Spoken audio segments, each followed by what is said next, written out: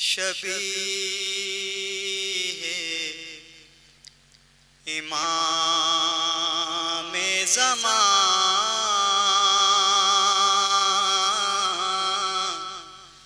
खींचते हैं।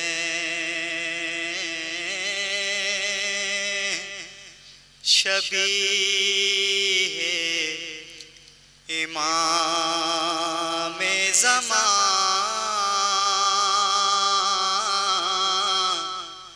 खींचते हैं। तसव्वुर में तस्वीर जान खींचते हैं। शबीह इमाम ज़मान खींचते हैं। जगह मोल ली है मज़ारों की खातिर, जगह मोल ली है मज़ारों की खातिर। ज़मीन पर शहीदी निशान खींचते हैं। ज़मीन पर शहीदी निशान खींचते हैं। पुकारी सकीना दुआई है बाबा, पुकारी सकीना दुआई है बाबा। सितमगर मेरी बालियां खींचते हैं। सितमगर मेरी बालियां खींचते हैं।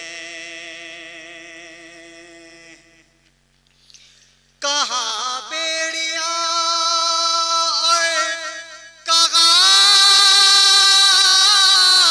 पाए आबिदे, कहाँ बेड़ियां और कहाँ पाए आबिदे। ये लंगर कहीं नातवां खींचते हैं। ये लंगर कहीं नातवां खींचते हैं। कटी जाती गए गर्दने बीबियों की, कटी जाती गए गर्दने बीबियों की। रसन को जो ईज़ा रसा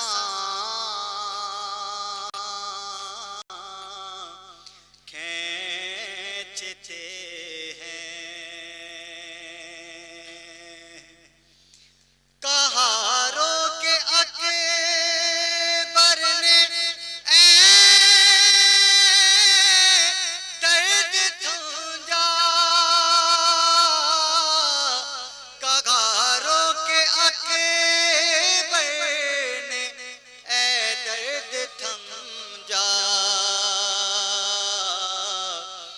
के सीने से बाबा से नाम खींचते हैं। शबीह इमाम ज़मान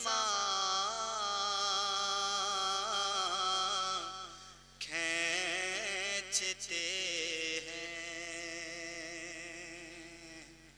बिस्मिल्लाहिर्रहमानिर्रहीम। तमाम तारीफ़ें अल्लाह के लिए, दुरूद और सलाम मोहम्मद और आले मोहम्मद के लिए।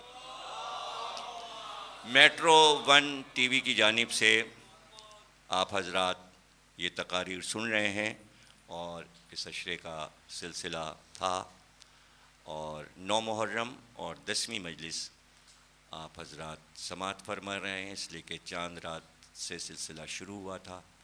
आज 9 मुहर्रम हम अपनी तमाम मंजिलों से करीब हुए और मुसलसल हम मार्फत इलाही के मौजू पर गुफ्तगू कर रहे हैं। क्या अच्छा है कि मार्फत इलाही सीने में एक ज़ख़ीरा रखे और जहाँ कहीं भी इस्लाम पर कोई एतराज़ गैर मज़हब वाला करे तो हम अपने तमाम मसाइल जो तौहीद से मुतालिक हैं उनको बता सकें, समझा सकें। वजूद अल्लाह पे हमारे पास मुकम्मल दलीलें होनी चाहिए, कुरान से, हदीस से। जो भी तौहीद के बारे में सवाल करे, अब यहाँ पर देखिए यही मसाइल आ जाते हैं कि ज़ाहिर है कि अक़ीदे जब आगे बढ़ते हैं तो आप उसूल व फ़ुरू में आगे बढ़ते हैं, तो आप देखते हैं कि फिर तौहीद के फ़ौरन बाद अदल आता है, अल्लाह आदिल है। अब कोई एतराज़ करे कि भाई दुनिया में बुराई भी तो हो रही है, बदी भी हो रही है, तो बेसोचे समझे जैसे लोग कहते हैं कि अल्लाह ने शैतान को क्यों पैदा किया, अब शैतान ही तो बहकाता है, तो चूँकि अल्लाह ने माज़ल्ला उसे पैदा किया तो बदी का क्या होगा, जुल्म का क्या होगा। अब यहाँ पे लोग बहकते हैं, लेकिन ये सवाल जहन में कौन पैदा करवाता है, सिवा शैतान के कौन पैदा करवाता है। इसलिए इस नाजुक मसले को जानना ज़रूरी है कि दुनिया में जो कुछ हो रहा है, जितनी नेकियां और अच्छाइयां हैं, सब अल्लाह की तरफ से हैं। बदी उसकी तरफ से नहीं, बुराई उसकी तरफ से नहीं। और जैसे चाहें आप आसान से आसान मिसाल से अपने बच्चों को समझा दें, आसान से आसान समझा दें। लोहा अल्लाह ने बनाया है, लोहा अल्लाह कहता है हमने आसमान से नाजिल कर दिया, तो भाई क्यों बनाया लोहा, लोहा क्यों बनाया। जाहिर है कि लोहे से लोगों ने न मालूम क्या क्या बना लिया। अब भाई आपके मुल्क में तो पूरी स्टील मिल है, यहाँ तो लोहे का पता नहीं क्या कुछ कारखाना नहीं लगा हुआ है और क्या कुछ नहीं लोहे से बनता है। आप तो ऐसे शहर कराची में रहते हैं कि लोहे का मसरफ जानते हैं आप, लेकिन लोहे से बंदूक भी बनती है, तलवार भी बनती है, खंजर भी बनता है, छुरी भी बनती है, चाकू भी बनता है। और लोहा पैदा अल्लाह ने किया। अब मसला ये है कि छुरी, चाकू और बंदूक सब कुछ लोहे से बना। एक आदमी उसी छुरी से, लोहे की छुरी से सेब काट रहा है, ये गुनाह नहीं है। आम काट रहा है, ये गुनाह नहीं है, ये सवाब में है। अपने रिस्क के लिए वो छील रहा है, छिलके, छुरी का सही इस्तेमाल कर रहा है।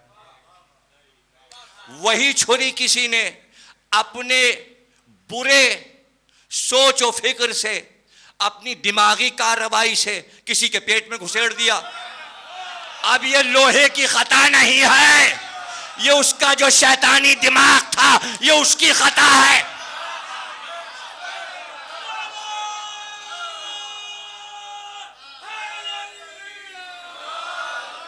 वो अपनी सोच का खुद मुख्तार है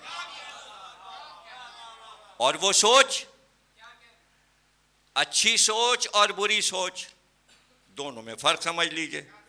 अच्छी सोच अल्लाह की तरफ से है और हदीस पैगंबर है, किसी ने दिल में नेकी का इरादा किया, किस किस तरह मार्फत इलाही को सरकार दो आलम ने, किसी ने दिल में नेकी का इरादा किया कि मैं ऐसा करूंगा, किसी के साथ नेकी करूंगा, किसी की मदद करूंगा, किसी को इतने पैसे दे दूंगा, किसी के लिए मकान बनवा दूंगा, किसी को कपड़े दूंगा, कुछ सोचा, नेकी सोची, अभी उसने अमल नहीं किया, उसके नामा अमाल में लिख जाता है। अरे उसकी रहमत तो देखो, दिल में नेकी का इरादा किया, नामा अमाल में मलक ने लिख लिया, नेकी लिखने वाले ने लिख लिया। दिल में इरादा किया कि मैं किसी को लूटूंगा, कहीं चोरी करूंगा, डाका डालूंगा, किसी को धोखा दूंगा, बुराई सोची, बदी के फरिश्ते को हुक्म नहीं, चुप रहो, जब तक अमल ना करे लिखना नहीं। तो उसकी रहीमियत और रहमानियत को समझना जरूरी है।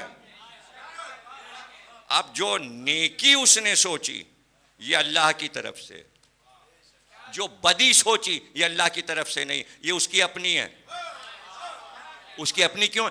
इसलिए कि अल्लाह ने कुरान में कहा हमने इस बशर को अच्छाई बुराई दोनों समझा दी, अब ये उसकी मर्जी है, हमने समझा दिया। हाय हाय, स्कूल का क्या मतलब है?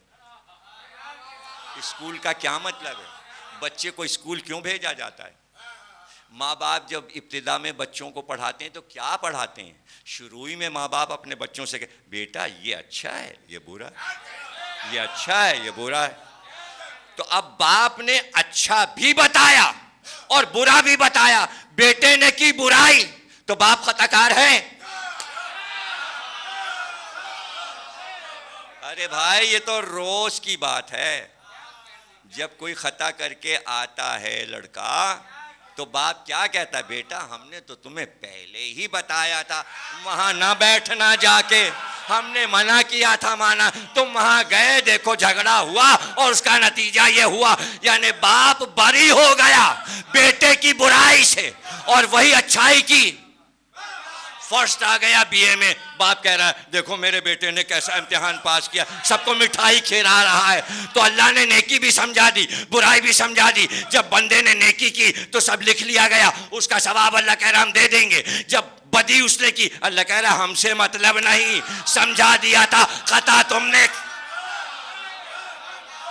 अब सजा हम देंगे, सजा हम देंगे।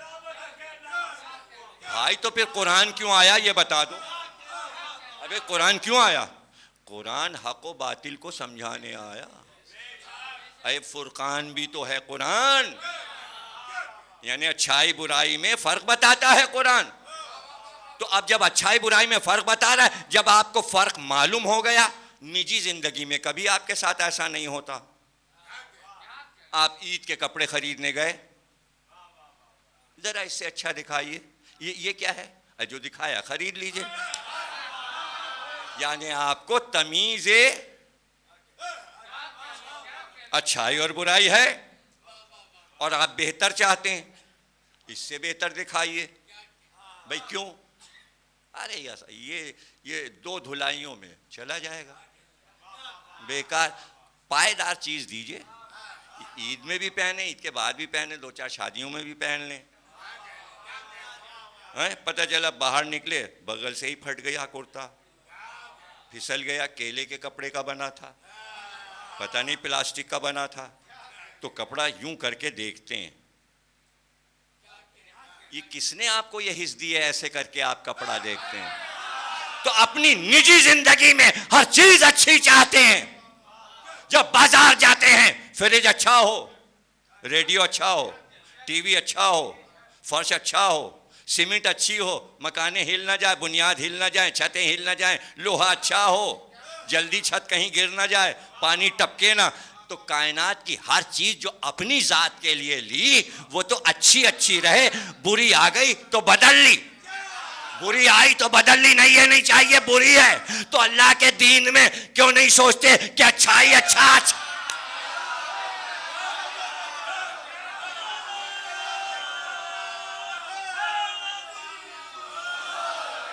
तो अल्लाह के दीन में भी अच्छा ही अच्छा, अच्छा ही अच्छा।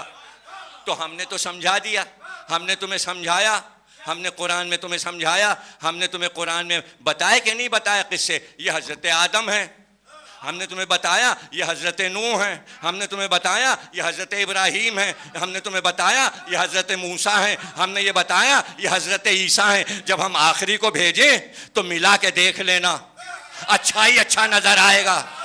तो अब जब अफजल तरीन चीज़ें दिखा दी ताकि आसानी हो अपने नबी को पहचानने में, तो एकदम नबी के बाद ज़वाल शुरू हो जाएगा।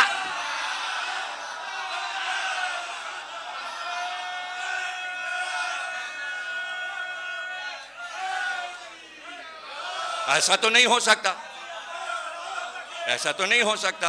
आप अंबिया की सिफात पढ़िए, उनका चेहरा पढ़िए, उनका सरापा पढ़िए, उनका लिबास, उनका अखलाक, उनकी सीरत, उनका किरदार, उनके वाक़यात, उनके मोजज़ात, पूरी ज़िंदगी देख जाइए, वाह वाह कीजिए, आदम से लेकर हज़रत ईसा तक आप गौर कीजिए। और फिर उसके बाद तारीख़ पढ़िए, उनके ज़िंदगी के हालात आप देखिए। आदम का दौर भाई कहाँ, क्या ये सारे बल्ब जलते थे? लाइट थी आदम के, जैसे आजकल पाकिस्तान में जाती है बार बार और अंधेरा हो जाता है। तो जब अंधेरा होता है तो एकदम रोशनी के बाद अंधेरा कैसा लगता है? पूरे इलाके में जाग के देख लिया उनका, हाँ पूरे इलाके की गई तारीख पड़ा है, हाथ को हाथ नहीं सुझाई दे रहा। तो ये जो जाती है और अंधेरा कराची में छाता है, बस यही अंधेरा आदम के दौर में था।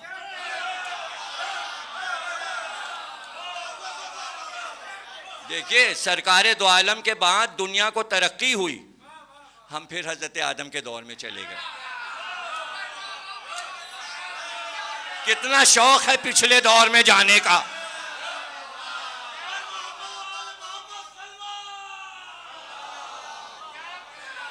फिर तारीकी के दौर की तरफ हम लौटना चाहते हैं। तो रात भर इंतजार होता था कब सूरज निकलेगा। सूरज ही तो हमारा सहारा है, रोशनियों का सहारा। दिन रोशन हो गया, अब सब चीज़ नज़र आने लगी। रात आई, अंधेरा छा गया, और फिर जंगल की रातें, यहाँ तक कि इंसान आगे बढ़ता रहा, तमद्दुन आगे बढ़ता रहा, तहजीब आगे बढ़ती रही। एक दिन वो आया कि इंसान ने पत्थर से पत्थर को टकराया। अब जो टकराया तो उसमें से निकली चिंगारी।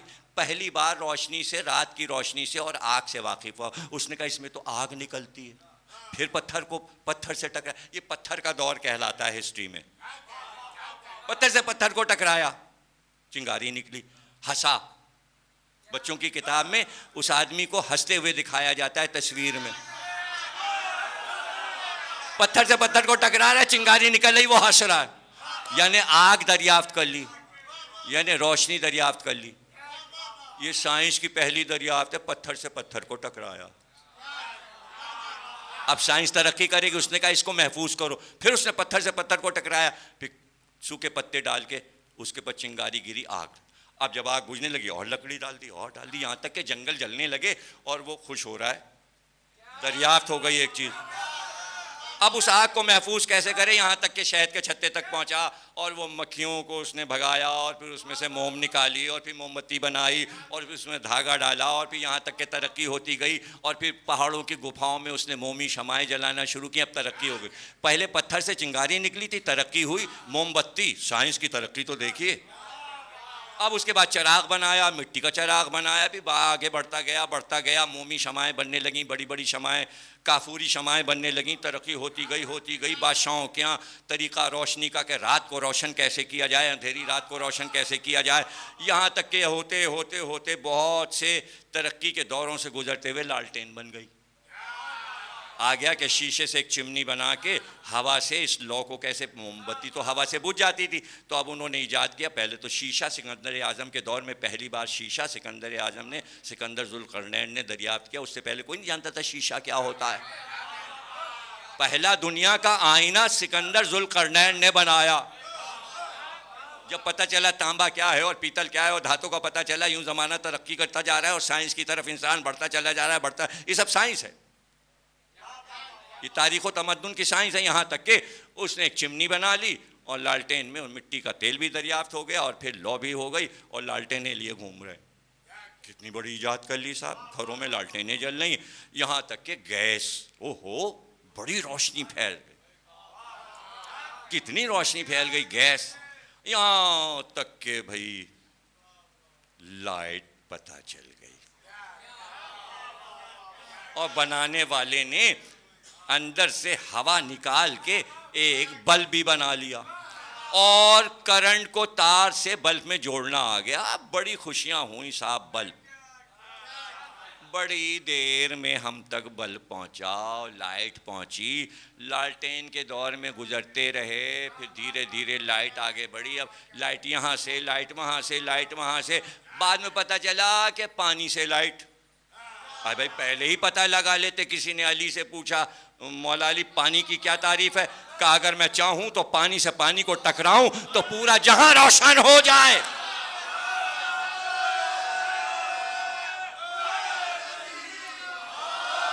अब पता चला कि डैम बनाओ, डैम, ताकि पानी से बिजली बने। तो डैम जरूरी, पानी जरूरी। अब जहां पानी भी ना हो तो वहां बिजली कहां होगी? और अपना पानी हम खुद ही बर्बाद कर रहे हो तो बिजली कहाँ से आएगी? अरे भाई बहुत से अजीब अजीब मसले हैं। बहरहाल कहने का मतलब ये कि जैसे जैसे इंसानी जहन ने तरक्की की, रोशनियों का सफ़र बढ़ रहा है। भाई हम तो मार्फत का सफ़र सुना रहे हैं ना, ये उसमें रोशनी का सफ़र कहाँ से आ गया? रोशनी के सफ़र में भी मार्फत इलाही है। अब आप ना समझें तो भाई हम क्या करें? यानी नवी मजलिस में आके आप हमारा साथ छोड़ना चाह रहे हैं? नहीं, ऐसा ना कीजिए, ऐसा ना कीजिए। तो भाई देखिए, अल्लाह ने अंबिया नहीं भेजे थे, नूरानी चेहरे भेजे थे। जिस दौर में आदम की जरूरत थी, आदम आए। जब नूह की जरूरत थी, नूह आए, एक और चिराग जला। जब इब्राहिम की जरूरत थी, रोशनी और तेज हुई, एक और चिराग जला। फिर मूसा आए, फिर ईसा आए, यहां तक के ये रोशनियों का सफर था। एक नबी, दूसरा नबी, फिर उससे अफजल, फिर उससे अफजल, यहां तक के सरकार को भेजा। जब सरकार को भेजा तो रोशनियों का सफर खत्म हुआ।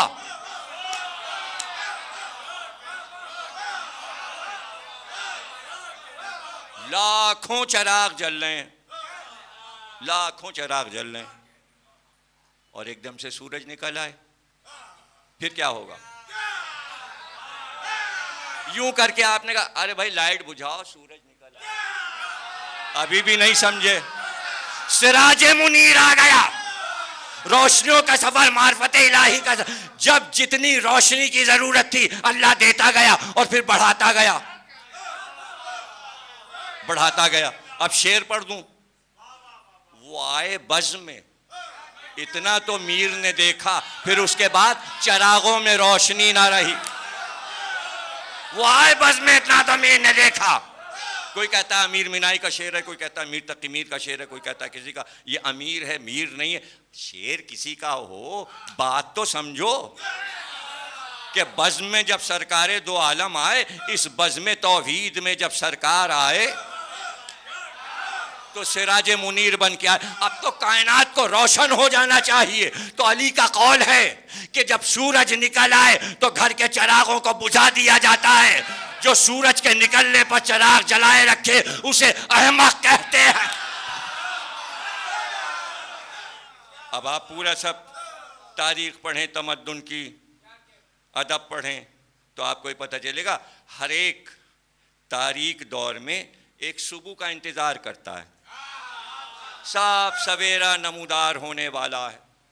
और सियासी पार्टियां तो बहुत दिनों से ये कहती आई हैं, एक दिन सुर्ख सवेरा आएगा और फिर इनकलाब आ जाएगा। कब आएगा? जिसने कुरान नहीं पढ़ा और जो तौहीद की मार्फत नहीं रखता वो ऐसी बातें करता है। वो इनकलाब सुर्ख सवेरा नमूदार हुआ और कुरान ने कहा वल फज्र वल लयालिन आश्र व शफे वल वत्र। मुझको उस सुबह की कसम जो खून से सुर्ख हो रही थी और 10 रातों की कसम। 10 रातें हम गुजार रहे हैं, चांद रात से शबे आशूर 10 रातें। अल्लाह ने कहा 10 रातों की कसम, वलयालिन, अश्र व शफे वल वत्र, हमें 10 रातों की कसम, और फिर उस सुबह की कसम। देखिए कहीं कहेगा वस सुबह व इज़ा अस्फरा, जर्द सुबह, जब फज्र कहे सुर्ख सुबह, लाल रंग की सुबह। इनकलाब आ चुका जब वल फज्र का आफताब तुलू हुआ। यह आशूर का दिन था। करबला कायनात का वाक़ई, करबला सबसे बड़ा इनकलाब है। बस इनकलाब आ गया। अब इनकलाब लाइए, मना कोई नहीं करता, लेकिन पहले ये बताइए आएगा कैसे। अब इनकलाब ले आए, फ्रांस में इनकलाब आया, ईरान में इनकलाब आया, यहाँ इनकलाब आया, वहाँ इनकलाब आया। इनकलाब आते रहते हैं, लेकिन इनकलाब जो मक्के में सरकार लाए थे उसका इख्तिताम है आशूर के दिन करबला में। ये पूरा सफ़र है, पूरा सफ़र है ये 60 साल का। शबाब पर है इनकलाब, और हुसैन ने अपने लश्कर को तरतीब दी और अलम भाई के हाथ में दिया। और पंजे की ये शान कि मीर अनीस कहते हैं पंजा इधर चमकता था,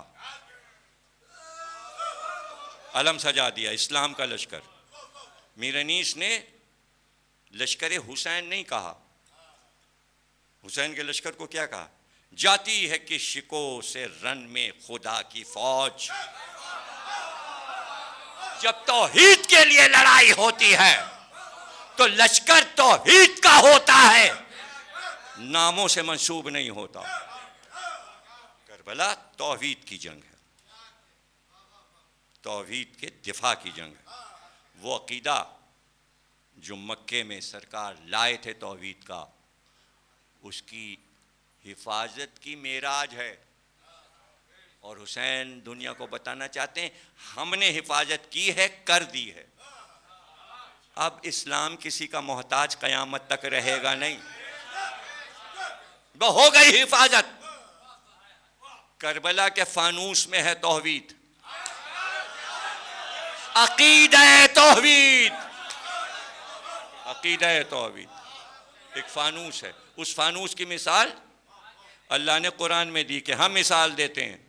वो नूर है, कोकब दुर्री, उसके गिर्द एक फानूस है जो उसकी हिफाजत कर रहा है, और वो तुलू करता है।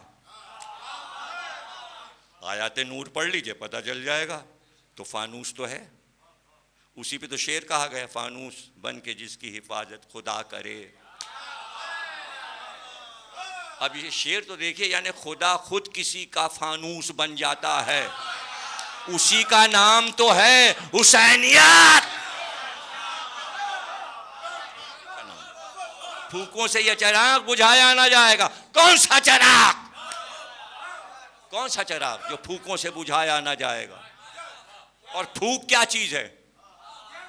ये जो शेर में कहा है, जफर अली खान ने लाहौर से ये शेर कहा गया, फूकों से ये चिराग बुझा। फूकों क्या चीज है? ये चिराग कहीं रखा है, आदमी नहीं पहुंच सकता, फूक कैसे मारेगा? ये फूकें क्या हैं? ये पढ़िए चारों कुल।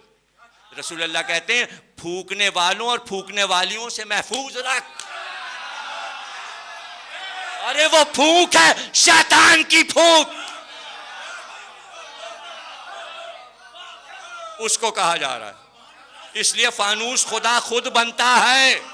ये दुनिया के सासों की फूक नहीं है, ये इब्लीसी फूकें हैं जो इस्लाम के पीछे लगी हैं। और इस्लाम का चिराग रोशन है, हर दौर में रोशन है और रोशन रहेगा। और फानूस वो खुद बनाओ।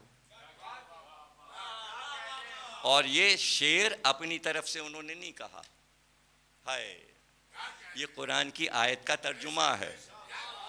और आयत क्या है? ये तर्जुमा शेर में है। क्या है आयत? अल्लाह अपने नूर को कामिल करके रहेगा। काफिर ये चाहते हैं कि फूक मार के बुझा दे। हाय हाय हाय, कौन सा वो नूर है जिसको वो कामिल करके रहेगा? चीज कामिल कैसे होती है, जरा हमें समझा दीजिए। चीज कामिल कैसे होती है, कैसे कामिल होती है? कभी कामिल होते किसी चीज को देखा? अरे इसी दुनिया में तो हम आप रहते हैं, मुशाहिदे के बगैर तो अभी समझ में आ जाएगी। चीज नजर ही नहीं आ रही है तो कामिल कैसे होगी? नजर ही नहीं आ रही। अरे भाई बादल बहुत हैं, पता नहीं ईद होगी कि नहीं।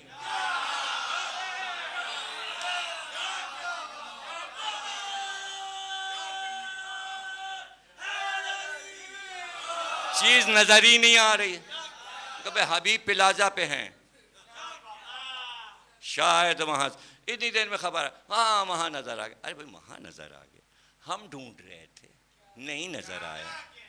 नहीं साहब, 29 का बहुत बारीक होता है, कैसे नजर आ जाएगा? देखना मुश्किल है, दूरबीनों से इससे उससे, हाँ देख लीजिए। 30 हुई, आ गए। कल कहाँ थे? कल तो कितना सब ढूंढ रहे थे, आज खुद ही आ गए। हाँ साहब 30 का है, हाँ देखिए बारीक है उनका, नहीं 29 का है। अच्छा अब मुशाहिदे हो रहे हैं, चलिए नजर तो आए। अब किसी को परवाह नहीं, अब देख ही नहीं रहा, ईद तो हो चुकी। होने से पहले क्या बेकरारी थी, क्या इंतजार की रात गुजरी है। जब तक चीज नहीं होती तो बेकरारी, अब हो गया। अब 3 भी गुजर गई और मोटा हो गया, 4 5 6 7 8 9 10, देख ही नहीं रहे। चांद ने कहा अच्छा चांद रात तो बहुत हमें ढूंढ रहे थे, अब हम रोज निकलते हैं कोई नहीं हमें देख रहा है। फिर उसने अपने आप को बढ़ाना शुरू किया और एक दिन कामिल हुआ। अब से, अरे साहब देखिए 14वीं का चांद, इसलिए इंतजार रखा कि इंतजार में कदर है। बताया नहीं इमाम महदी कब आएंगे, इंतजार।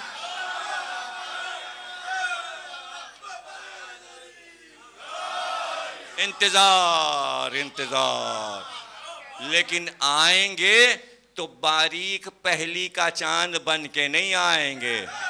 हुजूर ने फरमाया 14वीं के चांद की तरह कामिल चेहरा होगा, ताकि दुनिया देख ले कि कामिल फौरन नजर आ जाता है। अब नहीं समझे तो ना समझो, तो शेर में क्या कहा और आयत में अल्लाह ने क्या कहा है, और शेर में तर्जुमा क्या हुआ। अल्लाह चाहता है अपने नूर को कामिल करे, काफिर ये चाहते हैं फूंक मार के बुझा दे। काफिर कुछ भी कर ले, हम नूर को कामिल करके रहेंगे। अच्छा भाई अब बता दीजिए किस तरह समझाऊं मैं? अरे बच्चे समझ लें, बूढ़े कहें नहीं समझ में आया। अभी तो मैंने कहा चांद किस दिन पूरा होता है? 14 को होता है ना। रसूल अल्लाह से मेहदी तक 14 मासूम, रसूल से नूर शुरू हुआ, हम नूर को कामिल करके रहेंगे। 14वें पे कामिल होता है, 14वीं पे कामिल।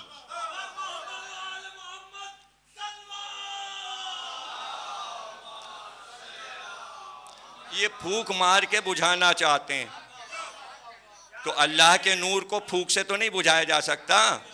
नहीं, कुफ्र की दुनिया की साजिशों को अल्लाह ने फूंक कहा है।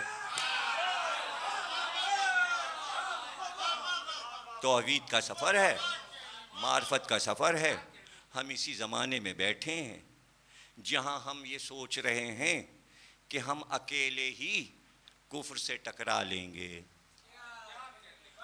अगर ऐसा होता कि इंसान हर दौर में कुफ्र पे फतह याब हो जाएगा, तो फिर कोई ज़रूरत नहीं थी कि हज़रत नूह को भेजा जाए। फिर अल्लाह को एतमाद होता बंदों पे, ये कुफ्र से टकरा लेंगे। हज़रत इब्राहिम की ज़रूरत नहीं थी। फिर हज़रत मूसा, हज़रत हारून, यहिया, ज़करिया, याकूब, यूसुफ, दाऊद, सुलेमान, शोएब और हज़रत ईसा की कोई ज़रूरत नहीं थी। ये खुद ही निपट लेंगे कुफ्र से। नहीं, वो आते रहे और बताते रहे तरीक़ाकार कुफ्र से कैसे। और जब इतना कुफ्र बढ़ गया कि इंसान चीख उठा कि ये इतने हैं कि ईमान वाले मुकाबला नहीं कर सकते, तो आखिर में ज़ाते रिसालत मोहम्मद सल्लल्लाहु अलैहि वसल्लम को भेज दिया। आप जाइए, आप जाइए और अब बातिल के हथियारों को आप पामाल कर दीजिए। तो अगर सिर्फ ला इलाहा इल्लल्लाह से ही कुफ्र का खात्मा था तो ज़रूरत ही नहीं थी मोहम्मद रसूलुल्लाह की, कोई ज़रूरत नहीं। लेकिन अल्लाह ने कहा हाँ, ला इलाहा इल्लल्लाह के लिए ऐ मेरे हबीब मोहम्मद रसूलुल्लाह ज़रूरी है। यह है तौहीद का सफ़र। अब विलायत है बातिल को कुचलने के लिए, और ये विलायत ख़त्म हो रही है इमाम महदी पर। देखिए, मशहूर हस्तियां जब सरकार तशरीफ़ नहीं लाए थे ज़माने में, तो मैं किसी तकरीर में कह चुका कि हज़ारों किताबों में लिखा हुआ था वो आने वाले हैं, वो आने वाले हैं। वो हर नबी ये ख़बर देता था वो आने वाले हैं, हर किताब बताती थी वो आने वाले हैं, और सब लिखा हुआ था। शक्ल कैसी होगी, सूरत कैसी होगी, बाप का क्या नाम होगा, माँ का क्या नाम होगा, किस शहर में पैदा होंगे, मक्के में होंगे, किस महल्ले में होंगे, उनके साथ कौन लोग होंगे, उनके अजीज़ कौन होंगे, उनकी औलाद क्या होगी, सब किताबों में पहले से लिखा हुआ था। लोगों को मालूम था ताकि जब वो आएँ तो पहचानने में कोई परेशानी ना हो। इतनी पहचानें बता दी गई थी सारी आसमानी किताबों में, यहूदी किताबों में, ईसाई किताबों में, हिंदुओं में, पारसियों में, हर किताब में पहचान लिखी थी। जब कोई आने वाला होता है और वो अल्लाह का नुमाइंदा हो तो पहले से किताबों में सब कुछ लिख दिया जाता है। इसलिए सरकार ने पहले से इतनी हदीसें इमाम महदी के बारे में सुना दी ताकि आए तो पहचानने में दिक्कत ना हो। अब बहस इस पे नहीं है कि महदी आएंगे कि नहीं आएंगे, बहस इस पे कौन सी हदीस सही है कौन सी गलत है, ये सही है या ये गलत, ये बहस आपकी जाती है। उनको आना है, उनको आना है। इसलिए आना है कि कुफ्र की लड़ाई आलम इस्लाम अकेले नहीं लड़ सकता। अब चाहे दिल से कहिए या ऊपर से कहिए, कहिए या न कहिए, आपके कहने ना कहने से अल्लाह उनका ज़हूर रोकेगा नहीं। बात है तौहीद की। अल्लाह चाहता है कि एक नुमाइंदा आ जाए और आके कायनात को बता दे तौहीद का सफ़र क्या है। तौहीद का सफ़र कामिल नहीं होगा जब तक इमाम महदी आके कुफ्र का सर तोड़ ना दें। बस भाई, हो गई तकरीर, और ये नवी तकरीर थी, और हुसैन ने जंग की। और इसी मेट्रो टीवी पे मैं 2 बार इमाम हुसैन की जंग पढ़ चुका हूँ। एक बार मीर नीस के मरसिए से भी पढ़ा और ऐसे भी सुनाई, रिकॉर्ड मौजूद है। ज़ाहिर तफसील में नहीं जाना। एक जुमला कहने के लिए मैंने ये जिक्र किया, क़यामत की लड़ाई लड़े हुसैन। ज़ाहिर फातेह खैबर के बेटे थे, रगों में रसूलुल्लाह जैसे शजा का लहू था। शजात 2 तरफ से मिली थी, नाना से भी और दादा से भी। क्या कहना हुसैन की शजात का, लेकिन जुमला ये कहना है कि जब खूब लड़ चुके और जब ये आवाज़ आई बस अय हुसैन बस,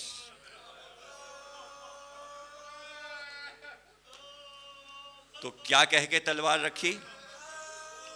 जब जुल्फ़िकार को रखने लगे तो एक जुमला कहा कि बस हुसैन लड़ चुका, अब महदी दी आके तुझे खींचेंगे। इस जुमले के लिए मैं आपको यहां तक लाया।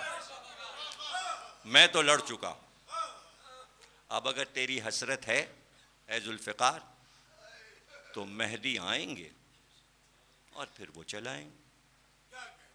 तो साहिब जुल्फ़िकार इमाम महदी हैं, तलवार उनके पास।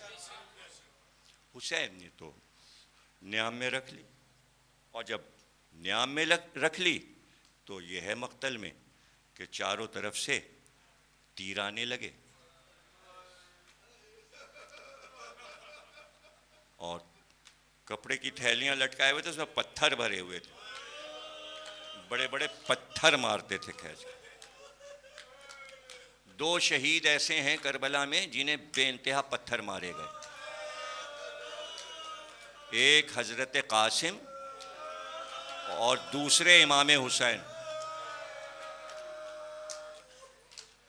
नेज़ों के वार, तलवारों के वार।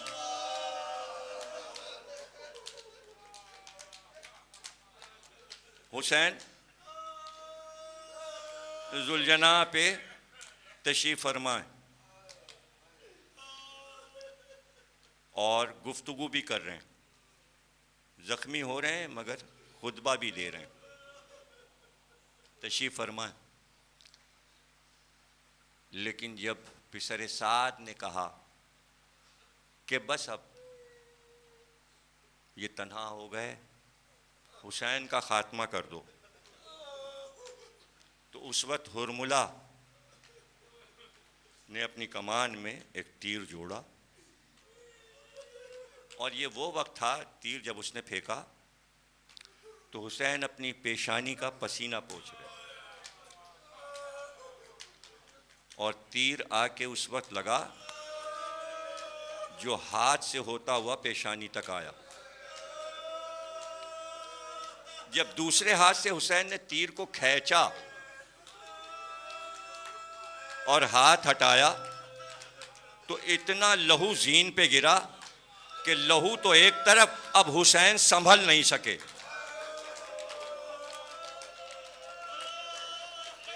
अब हुसैन संभल नहीं सके, अपने दोनों हाथ घोड़े की गर्दन में डाल दिया और सर जीन के हरने पे रख दिया, जीन के हरने पे रख दिया। और अब सूरत हाल ये थी कि दोनों रकाबों से पैर निकले जाते थे, कभी हुसैन इधर झुकते थे, कभी इधर झुकते। जज़ाकल्लाह। पूरा अशरा अपने ताज़ियत और पुरसे में गुजारा। हुसैन घोड़े की पुश्त पे डगमगा रहे हैं, और वो वक्त है कि अब हुसैन का मददगार कोई नहीं, लेकिन इस जुलजना ने अपनी नुसरत का हक अदा किया।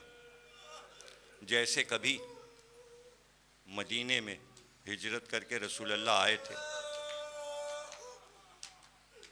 तो जब ठहरना चाहा रसूलुल्लाह की ऊँटनी ने,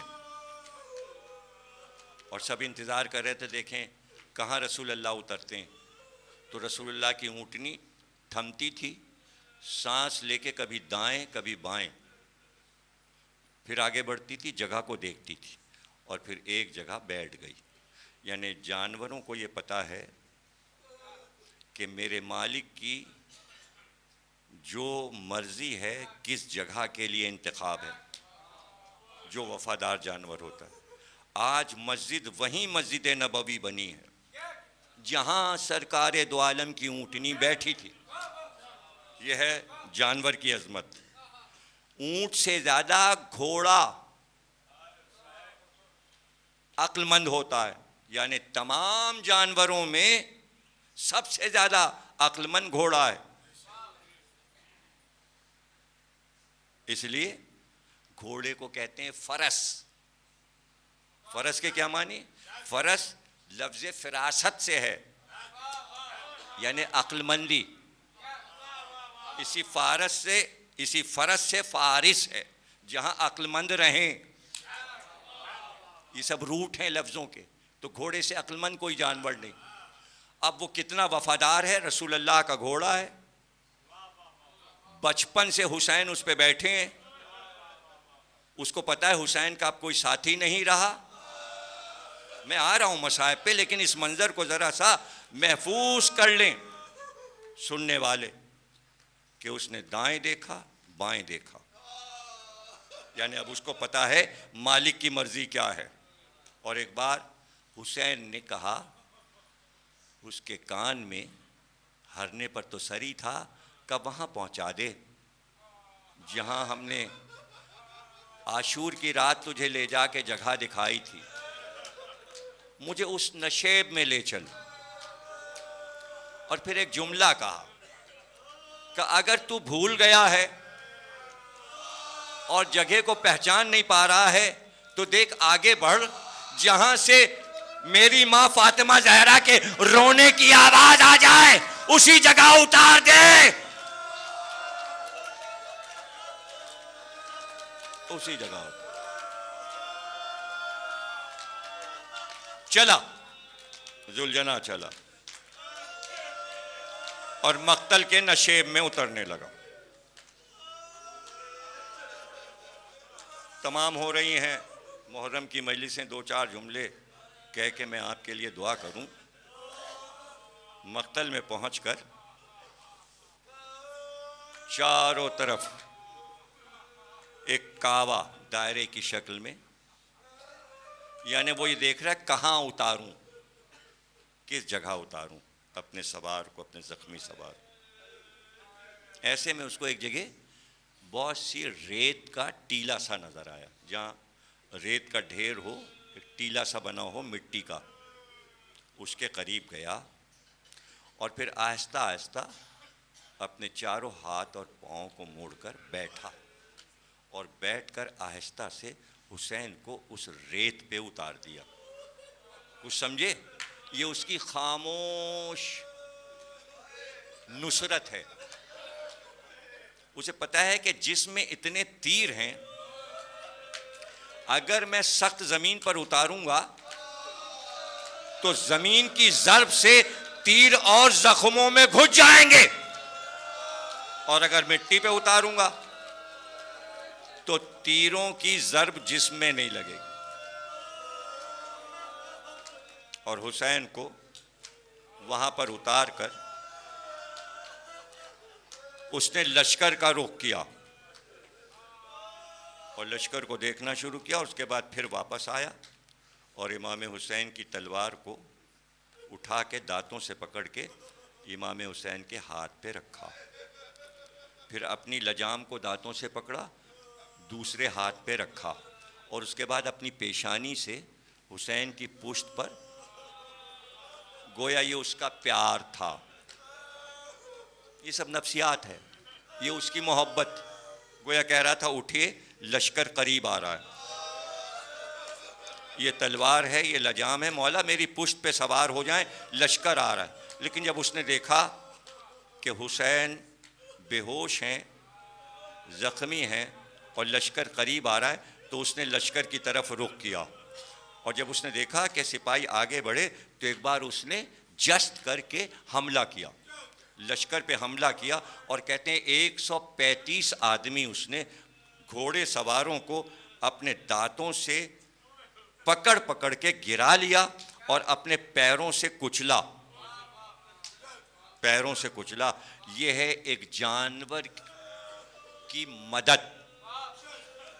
मैं सोचा करता था कि कुरान में घोड़े का सूरा क्यों रखा है और क्यों अल्लाह ने घोड़े की इतनी तारीफ़ की, और क्यों कहा वलादियात ज़बन फल मूरियात कदन फल मुगीरात सुबन। मुझे कसम है तेज़ दौड़ते घोड़े की और सुबह दम उसके दौड़ने की कसम। तो अब समझ में आया कि मैंने तकरीर क्या की थी 8 और 9 की, कि अल्लाह को ये भी मालूम है कि कायनात में अब क्या होने वाला है।